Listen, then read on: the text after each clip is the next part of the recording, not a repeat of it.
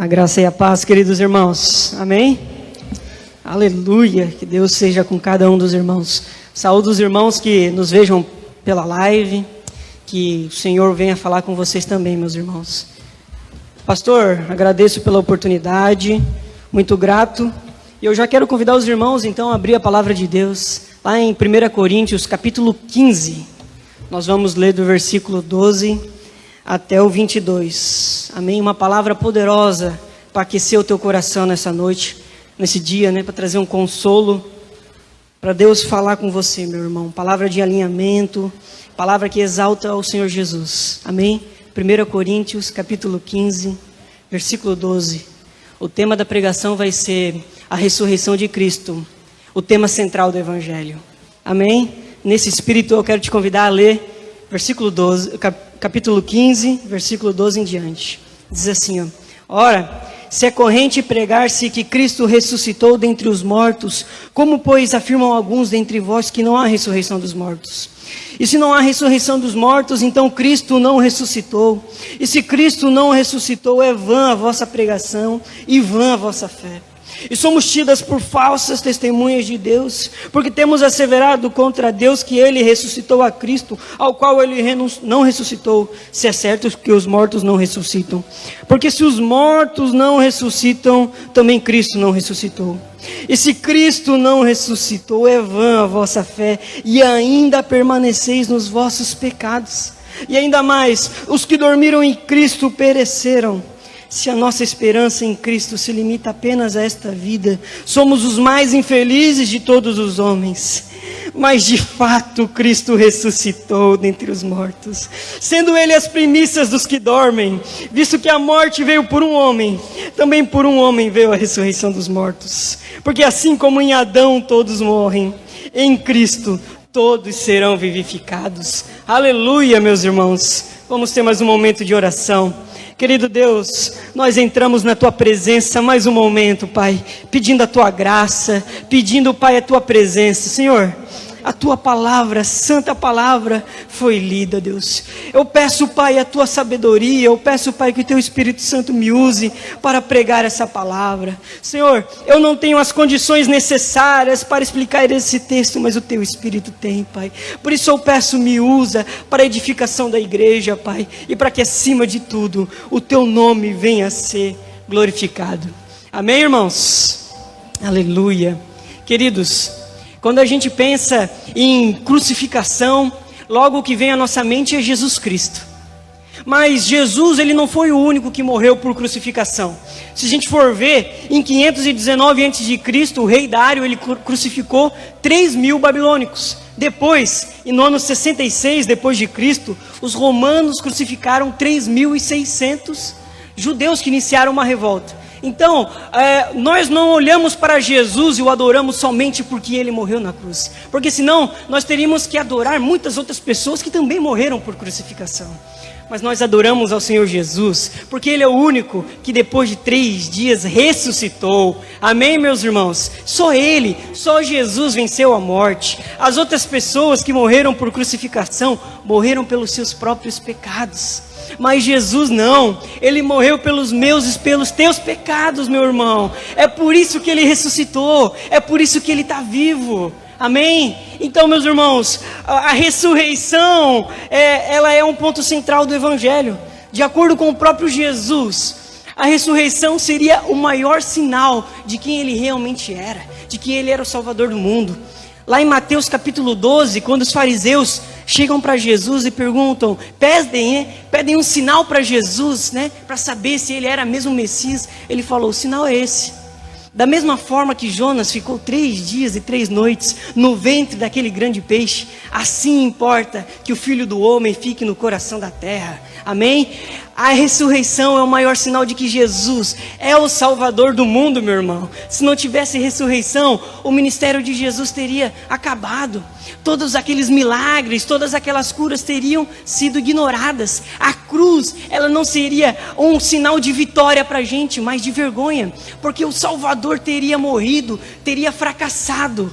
Amém? Então, meus irmãos, a gente tem que ter por certo isso. A ressurreição é o ponto central do Evangelho, é o ponto central da nossa pregação, é que Jesus ressuscitou, é que Jesus está vivo, meu irmão, aleluia, amém. Irmãos, esse era o ponto central da pregação dos apóstolos. Quando nós vamos ler Atos dos Apóstolos, nós vemos que a pregação dele consistia na ressurreição de Cristo. De modo que quando Paulo pregou o Evangelho pela primeira vez em Corinto, a pregação dele era acerca de Jesus Cristo ressuscitado.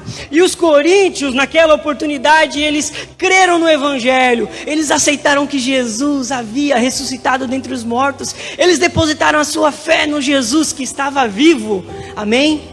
Mas, meus irmãos, quando a gente vai ler o capítulo 15 aqui de 1 Coríntios, a gente percebe que com o tempo a igreja de Corinto foi permitindo que as filosofias do mundo fossem mudando a sua crença no Evangelho, que o sopro que Satanás fazia aos ouvidos dele, as ofertas do mundo foram fazendo com que eles viessem substituir as verdades do Evangelho pelas filosofias do mundo. A igreja de Corinto começou a achar que as concessões que elas faziam ao mundo não iriam impactar a fé deles. Mas, irmãos, eles já estavam, de acordo com o capítulo 15, negando a ressurreição. A igreja de Corinto, meus irmãos, ela estava localizada na Grécia. Os filósofos gregos, eles criam no dualismo. Para eles, olha só, irmãos, isso aqui é importante. Eles criam que a matéria era ruim e que o espírito era bom. Deste modo, para eles, o corpo era a prisão para a alma. Nesse sentido, a ressurreição não seria algo bom para eles. Ressurreição seria algo ruim. Seria ter o espírito que havia se libertado da prisão estar retornando para o corpo que é a prisão.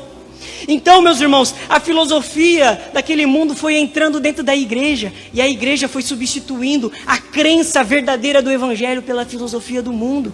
Eles estavam já negando que havia ressurreição, que talvez Cristo talvez não tivesse ressuscitado, que nós mesmos não iríamos ressuscitar, de acordo com a igreja de Corinto. Ah, meus irmãos, mas o que Deus quer falar para você hoje é que as concessões que nós fazemos ao mundo impactam muito a nossa fé. Irmãos, o mundo a todo tempo fica soprando mentiras ao teu ouvido. Satanás a todo momento ele tenta dizer que as concessões que você faz ao mundo não vai impactar na tua fé, não vai impactar na forma como você vive o Evangelho.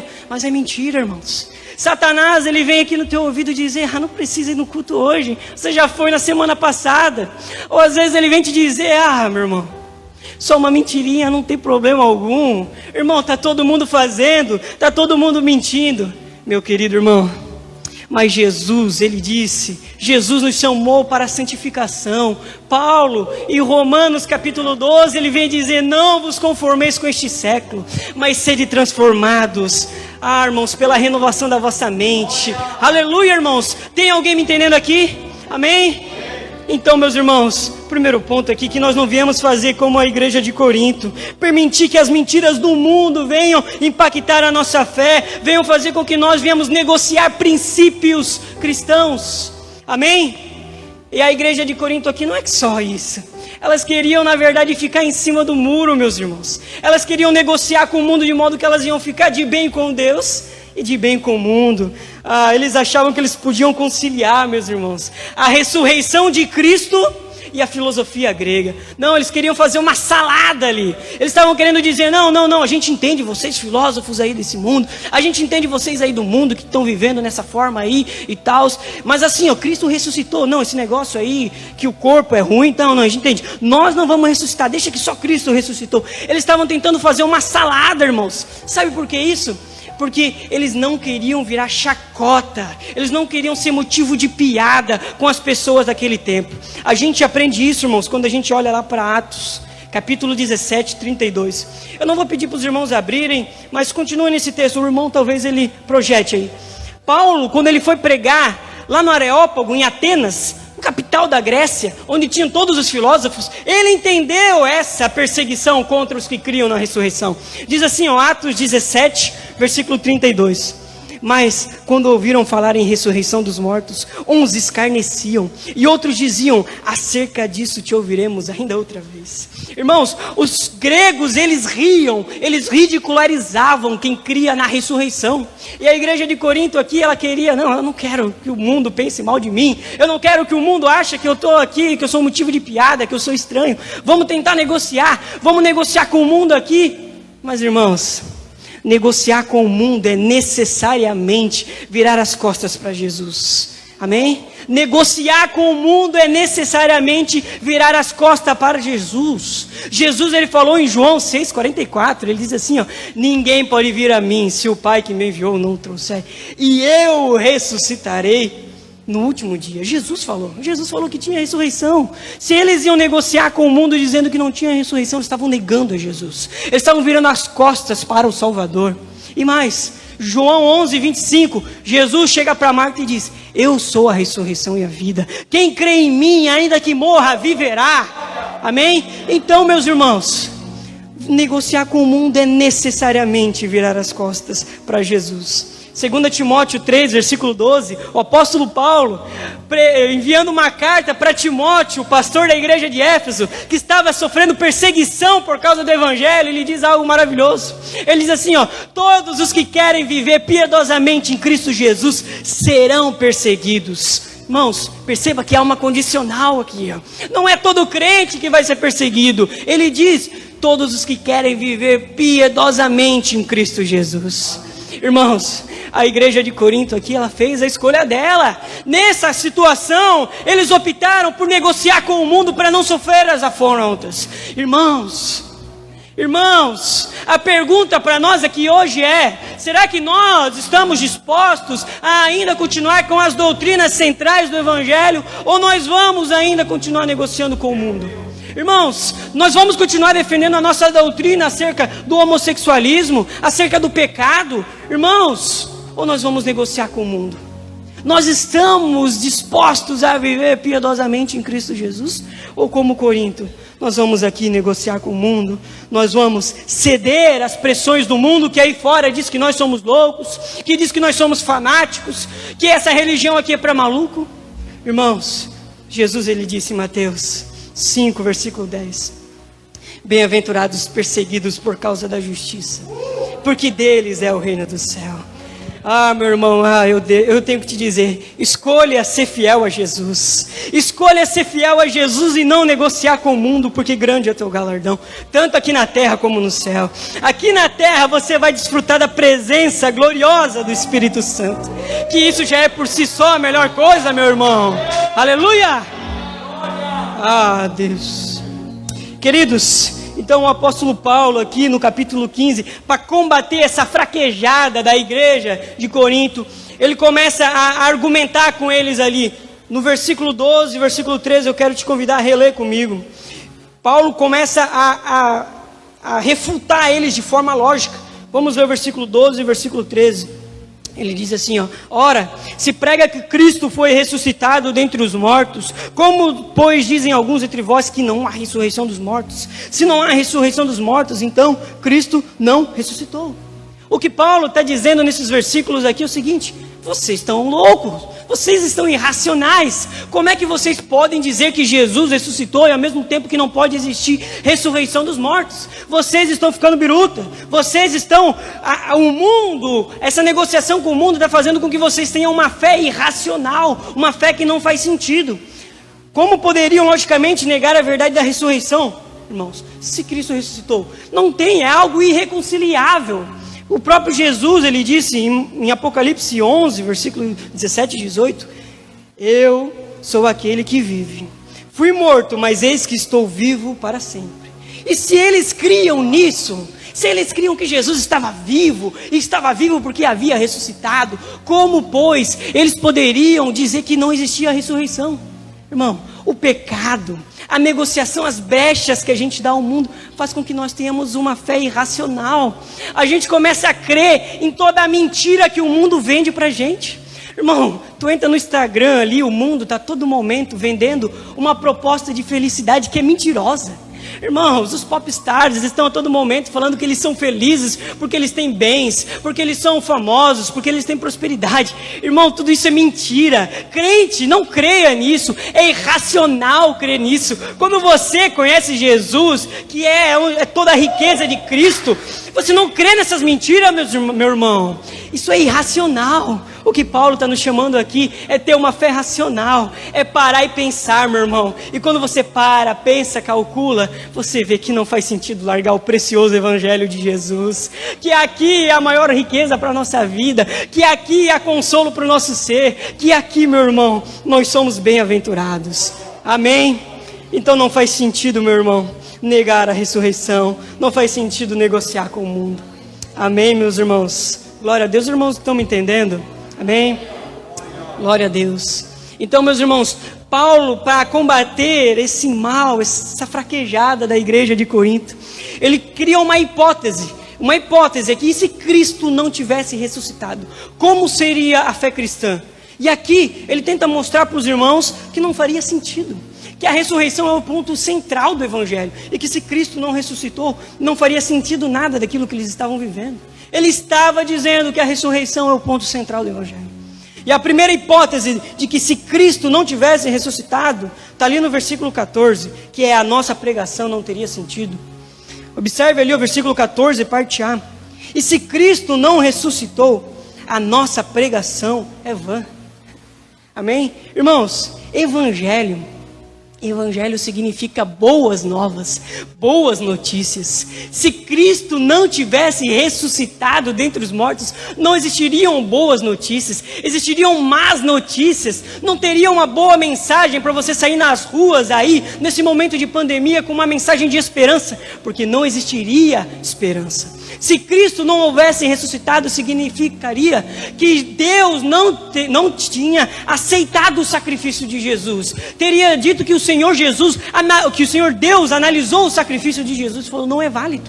Não, havia pecado ali, então não existiriam boas novas, não existiria, meu irmão, esperança, não existiria salvação. Então a nossa pregação seria vã. Meus irmãos, mas eu quero te dizer uma coisa aqui. Os irmãos de Corinto, como nós já vimos, eles estavam errados. Jesus ressuscitou. Então a nossa pregação não é vã. Não é vã, meu irmão. E se a nossa pregação não é vã, há um imperativo para nós hoje. Pregue o evangelho, meu irmão. Abra sua boca e pregue o evangelho. Pregue o evangelho porque existe esperança ao perdido. Existe esperança porque Jesus ressuscitou. Nós não estamos lançados ao acaso. O nosso Deus está vivo. Aleluia, irmãos. Jesus está vivo. Pregue o evangelho na sua família. Pregue o evangelho na sua casa. Pregue o evangelho no seu serviço. Jesus está vivo. Há esperança para essa nação. Há esperança para esse mundo perdido. Porque o nosso Deus está vivo, meus irmãos. Aleluia. 1 Pedro 2,9. Olha só que versículo tremendo. Vocês, porém, são geração eleita, sacerdócio real, nação santa, povo exclusivo de Deus, para anunciar as grandezas àqueles que o chamou das trevas para a sua maravilhosa luz. Irmão, você foi escolhido por Deus, você é geração eleita, escolhida por Deus com esse propósito, pregar o evangelho. E se Cristo ressuscitou, então isso é possível. Há uma mensagem bendita, não esconda ela, não feche a sua boca, mas compartilhe, meus irmãos. Amém? Aleluia. Queridos, a segunda implicação que Paulo fala acerca de não haver ressurreição seria que a fé em Cristo seria inútil. Ainda no versículo 14 ele vai dizer, e se Cristo não ressuscitou, é vã a vossa fé. Amém, irmãos? Não só a nossa pregação não teria sentido, mas a nossa fé seria vã.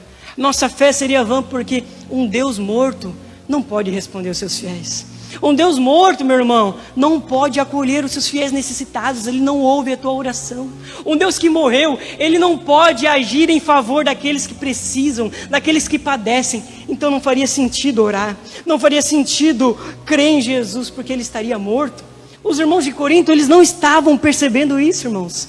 Mas eu quero te dizer uma coisa, como a gente já viu, Jesus ressuscitou, a nossa fé não é vã, vale a pena orar, ore porque o Senhor Deus está vivo, o Senhor Jesus não morreu, não morreu e ficou na morte, mas Ele ressuscitou. Ele está vivo, meu irmão. Ele atende a tua oração. Ele está disposto a agir para salvar o teu coração, para trazer uma solução para o teu casamento, meu irmão. Ele está vivo. Aleluia. Paulo, escrevendo aos Filipenses, ele escreve quando ele estava preso, irmãos. E olha só que coisa bendita. Se Deus tivesse morto, ele não podia escrever isso aqui, ó. Filipenses 4:6. Não andem ansiosos por coisa alguma, mas em tudo, pela oração e súplicas, com ação de graças, apresentem os seus pedidos a Deus. Irmãos, os irmãos conseguem compreender que se Jesus estivesse morto, esse versículo seria completamente o contrário? Paulo estaria escrevendo o seguinte: ei, não orem, mas fiquem desesperados, mas temam, tenham medo, porque o Senhor não pode atender as orações de vocês. Ah, meus irmãos, mas Jesus ressuscitou. Eu posso olhar nos teus olhos aqui hoje e dizer: creia em Cristo, Ele pode te atender, Ele pode responder a tua oração, meu irmão. Ele está vivo, aleluia. Quantos aqui estão me entendendo? Amém? Então dá um glória a Deus se você está me entendendo, porque isso aqui é sério. Aleluia, glória a Jesus. Queridos, a terceira implicação de não haver ressurreição é que seria que todas as testemunhas e pregadores da ressurreição seriam mentirosos. Eu quero te convidar a olhar novamente o versículo 15. Olha só o que o Paulo diz para a igreja de Corinto. Assim, somos também considerados como falsas testemunhas de Deus, que Ele ressuscitou a Cristo, ao qual, porém, Ele não ressuscitou, se na verdade os mortos não ressuscitam. Irmãos, o que Paulo está dizendo é o seguinte: os apóstolos, eles foram testemunhas que Jesus ressuscitou, eles pregavam isso. Paulo, no caminho de Damasco, ele viu Jesus ressuscitado. Muitos outros irmãos viram Jesus ressuscitado. O que ele está falando aqui é o seguinte: que se Jesus não tivesse ressuscitado, eles seriam todos mentirosos. Todo o evangelho que a igreja de Corinto ouviu que fosse pregado, teria sido pregado por mentirosos. Amém? Amém? Então, meus irmãos, olha a implicação disso. Que se Jesus não tivesse ressuscitado, essa Bíblia que você tem na sua mão aí, ela teria sido escrita por mentirosos. Ela não seria a verdade de Deus, mas ela seria um engano, ela seria a mentira, meus irmãos. Amém? A palavra de Deus, ela seria escrita por mentirosos. Não faria sentido crer nesse evangelho. Mas na verdade, como nós já vimos, Jesus ressuscitou dentre os mortos. Isso que você tem na sua mão aí não é a mentira, mas é a palavra de Deus, que é inerrante, que é infalível, que não pode errar e que não vai falir, meu irmão. Então use ela, não deixe ela guardada não. Isso que você tem aí é a verdade, porque Jesus ressuscitou e não foi mentirosos que escreveram ela. Aleluia. Ore a Bíblia, leia a Bíblia, medite na Bíblia, porque ela é a palavra de Deus. Ela é infalível, meu irmão. Irmão, tudo nesse mundo é falível. Tudo nesse mundo pode errar. Olha os especialistas aí hoje. Eles falam alguma coisa acerca de Covid. Mês que vem eles estão falando que não, que na verdade não era bem assim. Os especialistas recomendam um remédio hoje. Amanhã já estão falando que esse remédio não funciona. Eles são falíveis. Eles não têm toda a sabedoria. Mas o Senhor depositou sobre a nossa confiança a sua palavra, que é infalível, meu irmão. Então, leia a palavra de Deus. Aleluia. Ela, irmão, ela é que é capaz de libertar o homem de toda mentira. 1 Timóteo 3,16 diz o seguinte, meus queridos: toda a escritura é inspirada por Deus e útil para o ensino, para a repreensão e para a correção e instrução na justiça, para que o homem de Deus seja apto e plenamente preparado para toda boa obra. Essa palavra de Deus não é só a verdade, mas ela é a verdade que liberta o homem. Ela é a verdade que transforma o homem, que faz o homem evoluir na fé. Portanto, novamente, use a Bíblia, leia a Bíblia. Ela é a verdade que o Senhor depositou sobre nós. Amém? Quantos aqui amam a Bíblia, amam a palavra de Deus? Amém? Aleluia. Irmãos, a quarta implicação, eu não vou me alongar muito, irmãos, eu já estou terminando. A quarta implicação de não haver ressurreição, está nos versículos 16 e 17, é que todos os homens ainda estariam em seus pecados. Leia comigo os versículos 16 e 17. Porque se os mortos não são ressuscitados, também Cristo não foi ressuscitado. E se Cristo não foi ressuscitado, é vã a vossa fé, e ainda estáis nos vossos pecados. Ah, irmãos, sabe o que esse versículo está dizendo? Esse versículo está dizendo é que se Jesus não ressuscitou, Ele perdeu esse conflito com a morte. E se Jesus foi derrotado, quando nós morrermos, nós também seremos derrotados. Se Cristo permaneceu morto, quando nós morrermos, nós permaneceremos mortos e condenados. A única perspectiva para nós é a morte e é a condenação eterna, porque a batalha haveria sido perdida por Jesus. Mas eu quero te lembrar uma palavra poderosa do nosso Senhor Jesus, ou melhor, de Pedro, Senhor Jesus pela boca de Pedro, quando ele pregava no Sinédrio, lá em Atos dos Apóstolos, Atos 5, 30 e 31. Esteja atento a essas palavras, irmãos. O Deus dos nossos pais ressuscitou a Jesus, a qual vós matastes, suspendendo no madeiro. Sim, Deus com a sua destra o levou a príncipe e salvador, para dar a Israel a remissão dos pecados. Irmãos, Jesus não perdeu a batalha. Não, Deus o ressuscitou dentre os mortos, porque nele não havia pecado. Portanto, meu irmão, Deus o elevou a Salvador, e existe salvação para mim, existe esperança para mim e para você, meu irmão. Existe hoje possibilidade de haver nova vida para você que entrou aqui, irmãos, sem esperança. Existe uma nova vida, existe conserto, existe esperança, porque Deus está vivo. Ele não perdeu essa batalha, Ele está vivo, irmão, e existe salvação para mim e para você. Irmão, isso aqui é muito importante. Irmãos, tem coisas nesse mundo que não são tão importantes, mas ter a salvação, isso é muito importante. Portanto, dá um brado de vitória aí, porque Jesus ressuscitou e com Ele a nossa salvação está. Aleluia, meus irmãos, aleluia. Há disponibilidade de filiação. Deus está vivo, Deus ressuscitou. A salvação, Ele pode te aceitar hoje como seu filho. Você talvez entrou aqui hoje como um bastardo, como alguém perdido nesse mundo, mas eu quero te dizer que se você aceitar Cristo Jesus hoje como teu Senhor e Salvador, Ele te recebe como filho, com o céu em festa, com o céu em festa. Ele dá um brado lá de cima te dizendo: este é o meu filho amado, em quem eu me comprazo. Há essa possibilidade porque Jesus está vivo, meus irmãos. Sem Ele isso não seria possível. Aleluia. Irmãos, a quinta implicação é que todos os cristãos de todas as épocas estariam eternamente perdidos. Observe o versículo 18 na sua Bíblia. Logo também os que dormiram em Cristo estão perdidos. Queridos, o que Paulo está dizendo aqui, dormir é um eufemismo para a morte. Ele está dizendo que todos os irmãos que creram em Cristo e já estavam mortos, eles estavam sem esperança alguma, porque se Cristo não ressuscitou, não há salvação, não há ressurreição dos mortos nos últimos dias. E todo mundo que morreu está perdido, é o que Paulo está dizendo. Meu Deus, Coríntios, vocês não estão percebendo o absurdo que vocês estão crendo? Se Jesus não ressuscitou, quem morreu, os seus parentes não têm esperança. Irmãos, isso para nós também é muito verdadeiro. Quando nós vamos a um velório, meus irmãos, e de alguém que a gente não conhecia muito bem, que não estava em Cristo, é sempre um aperto enorme no nosso coração. Agora mesmo com o Covid, isso está acontecendo direto. O grupo da igreja ali parece que é um obituário, meus irmãos. As pessoas estão morrendo e aquele aperto no nosso coração, meu Deus. Será que essa pessoa aceitou Jesus Cristo? Será que essa pessoa confessou Jesus Cristo? Mas irmãos, quando morre um crente, que nem na semana passada morreu um conhecido meu que era crente. Meu irmão, sim, é a dor da perda, mas a gente sabe que naquele lugar ali está só o corpo, meu irmão. Só o corpo, porque o espírito já está na bem-aventurança eterna, sendo recebido por Deus, os portais eternos sendo abertos, e Jesus recebendo ele: vem meu filho, vem que agora há uma glória para você. Aleluia. Quando os crentes morrem, há esperança porque Jesus ressuscitou. Meus irmãos, quando morre um cristão, não é muito de choro, de perda, mas de alegria, porque ele vai estar ao lado de Jesus. Aleluia, meus irmãos. Quando Estevão morreu, ele não viu o céu fechado.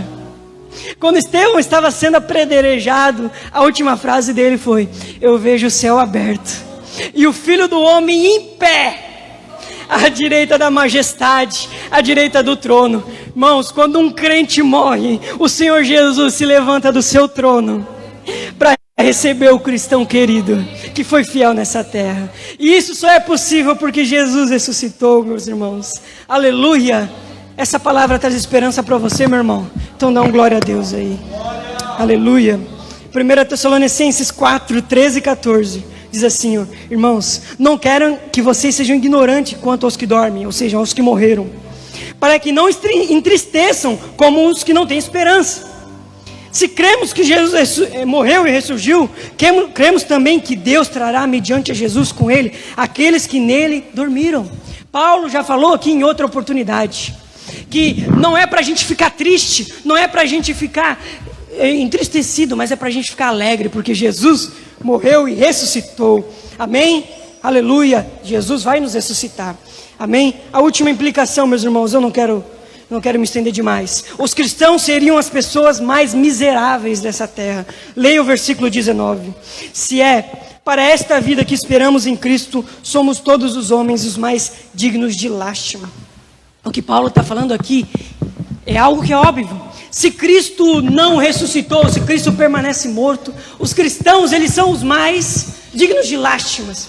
Porque nós, diferentes do resto do mundo, nós não vivemos para saciar a vontade da nossa carne, mas nós vivemos para satisfazer a vontade de Deus. E se Cristo está morto, a santificação não faz sentido, porque tanto os cristãos como os não cristãos seriam mortos, e permaneceriam mortos e condenados, irmãos.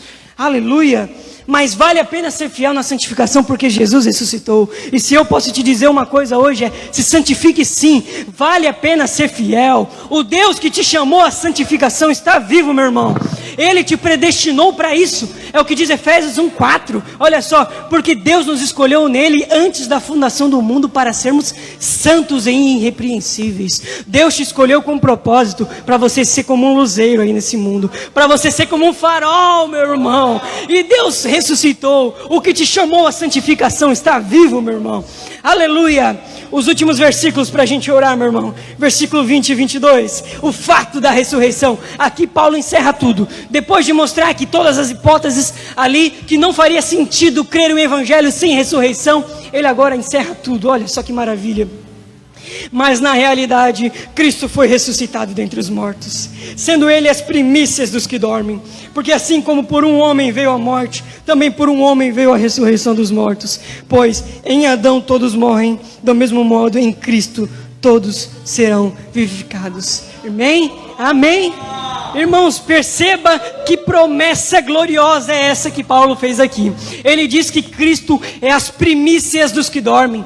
As primícias, meus irmãos, eram uma oferta representativa do Antigo Testamento. Quando os agricultores estavam tendo ali a sua colheita, eles pegavam os primeiros frutos e iam até os sacerdotes e entregavam. Ó, começou a sair fruto lá, já estou sendo fiel nas ofertas. Eu estou trazendo aqui, é uma garantia que eu vou trazer o resto. O fato de Jesus ser as primícias dos que dormem significa que se ele ressuscitou, se é verdade que ele ressuscitou, com toda a certeza nós seremos ressuscitados. E por que isso é possível? Porque da mesma forma que o pecado de Adão chegou a todos nós, a justiça de Cristo vai alcançar todos em muita maior quantidade. Onde abundou o pecado, superabundou a graça de Deus. Se Cristo ressuscitou, ele ressuscitou com a tua salvação em mãos, meu irmão. Aleluia. Se coloque de pé, meu irmão. Aleluia, meu querido irmão. Aleluia. Onde abundou o pecado.